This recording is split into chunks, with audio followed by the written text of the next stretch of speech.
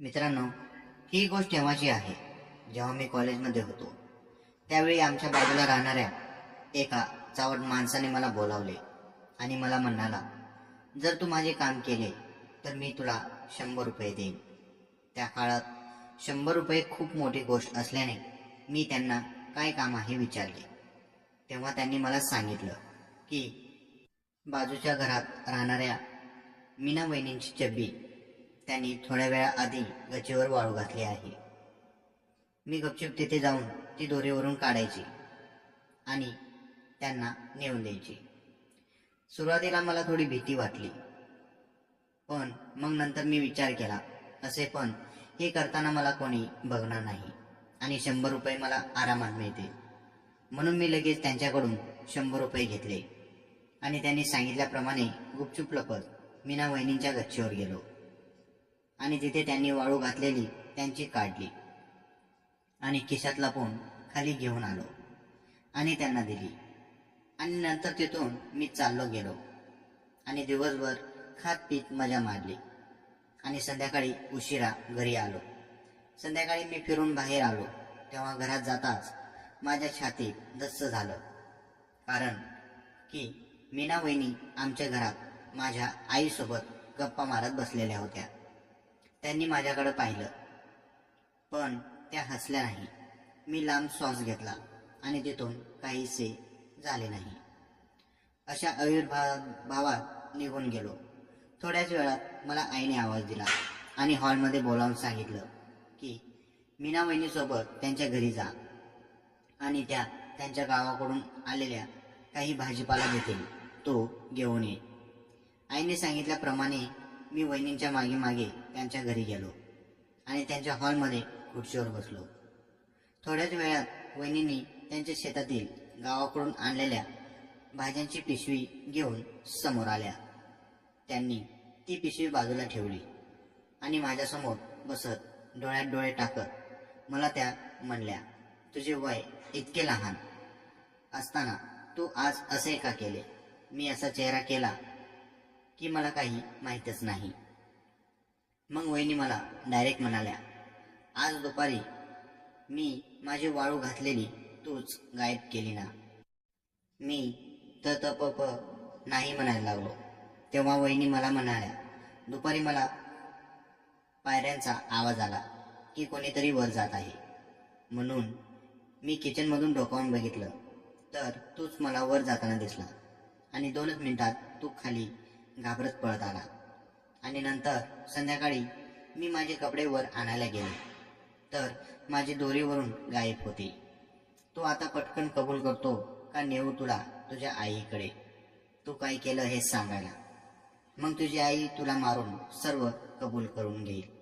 मी रडायला लागलो आणि वहिनींना जे काही खरं आहे ते सांगितलं. वहिनी मला म्हणाल्या, तू जो मूर्खपणा केला आहे त्यामुळे माझी गायब झाली. जर ही गोष्ट माझ्या नवऱ्याला कळाली तर ते माझ्यावर खूप चिडतील. तुला याची शिक्षा मिळालीच पाहिजे.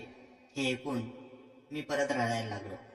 तेव्हा वहिनी म्हणाल्या, सर्वात आधी रडणे बंद कर, तोंड व्यवस्थित कर आणि हा भाजीपाला तुझ्या आईला नेऊन दे. आणि उद्या सकाळी माझा नवरा ड्युटीला गेल्यावर 10 वाजता माझ्या घरी परत ये. मग मी तुला काय शिक्षा द्यायची ते ठरवेन. मी घाबरत घरी गेलो आणि भाजीपाला आईला दिला. त्या दिवशी रात्रभर मला भीतीने झोप आली नाही. रात्री उशिरा झोपलो आणि सकाळी त्यामुळे मला उशिरा जाग आली. तेव्हा सकाळचे 9:30 वाजले होते. मी उठलो आणि पटकन आवरून आंघोळ केली आणि वहिनीने सांगितल्याप्रमाणे 10 वाजता त्यांचा नवरा बाहेरगावी गेल्यावर मी त्यांच्या घरात गेलो. वहिनी मला म्हणाले, तुझ्याकडे 2 ऑप्शन आहेत. एक, तू जे काय केलं मी तुझ्या आईला सांगेन. 2, मी जे काही तुला सांगेन ते करावं लागेल. मी लगेच म्हणालो, तुम्ही जे सांगाल ते सर्व काही करायला मी तयार आहे. ते ऐकून शीलावहिनी मला म्हणाल्या, लक्षात ठेव, मी तुला जे सांगेन ते फक्त आपल्या दोघांमध्ये राहिलं पाहिजे.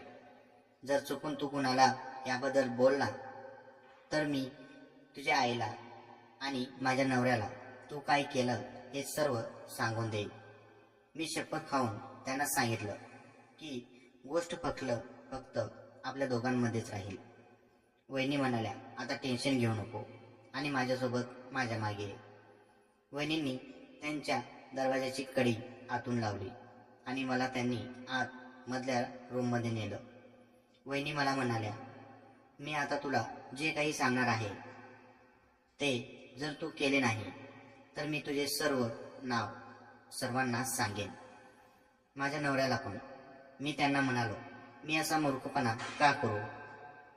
मग वहिनी म्हणाल्या, ठीक आहे, तुला आता सांगेल तसे करत राहा.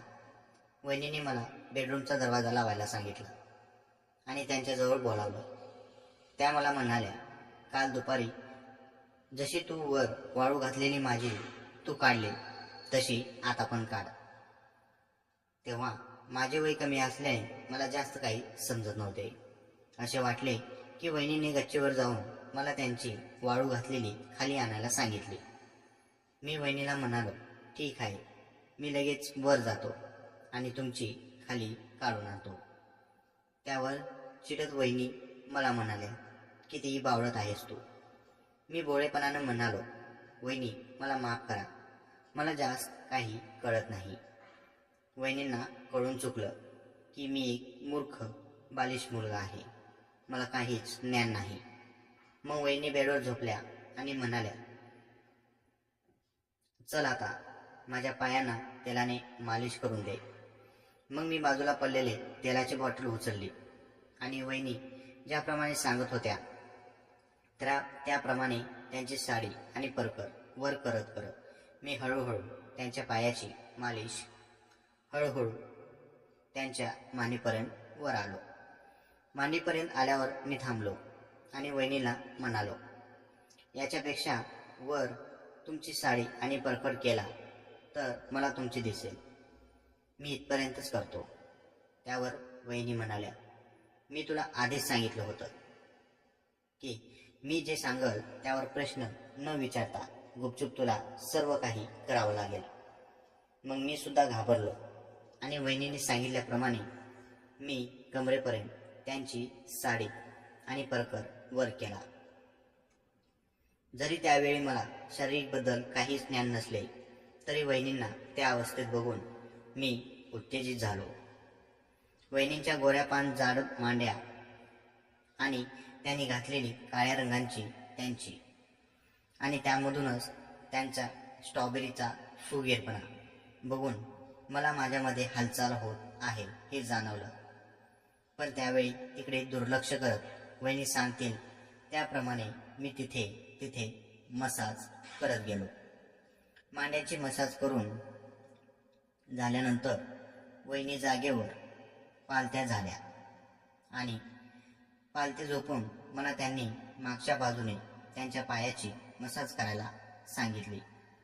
ती केल्यानंतर शीला वहिनी म्हणाल्या की आता माझी खाली ओढ आणि माझ्या टरबुजाची सुद्धा मसाज कर.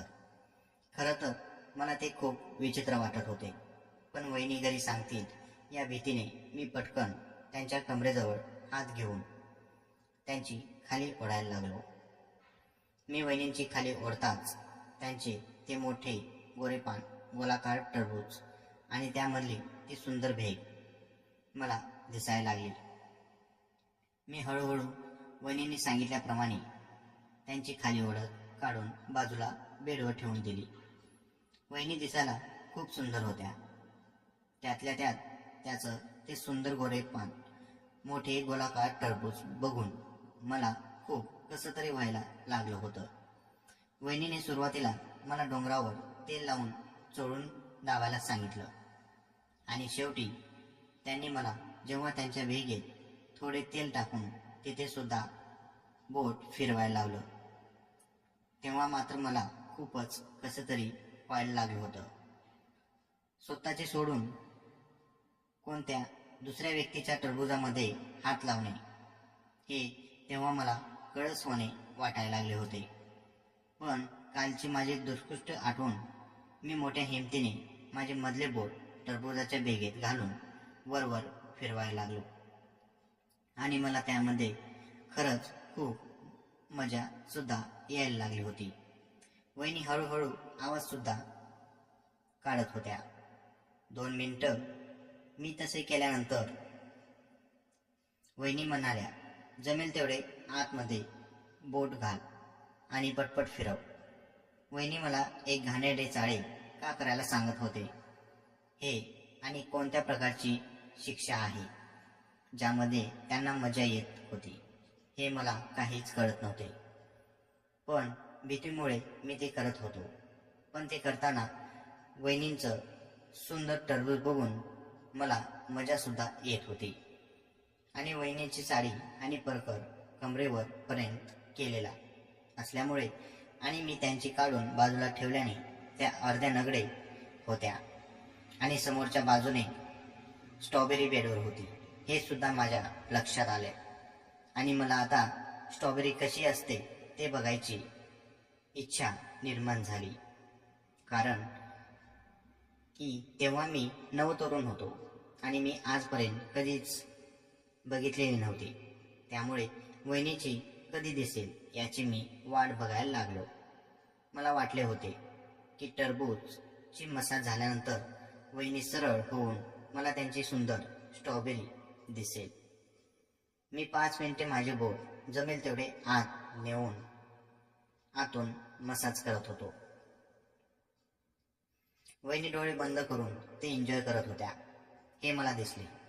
त्यांचे मन भरल्यानंतर त्यांनी मला थांबायला सांगितलं आणि त्या पाठीवर झोपून सर्व खायला लागल्या होत्या. तेव्हा मी खूप उत्तेजित होऊन आयुष्यामधली पहिली स्ट्रॉबेरी कशी दिसते हे बघण्यासाठी आतुर झालो होतो. वहिनी हळूहळू पाठीवर झोपायला लागल्या. पण तेवढ्यातच अचानक एक खूप विचित्र घटना घडली. ते पुढील भागात होऊ.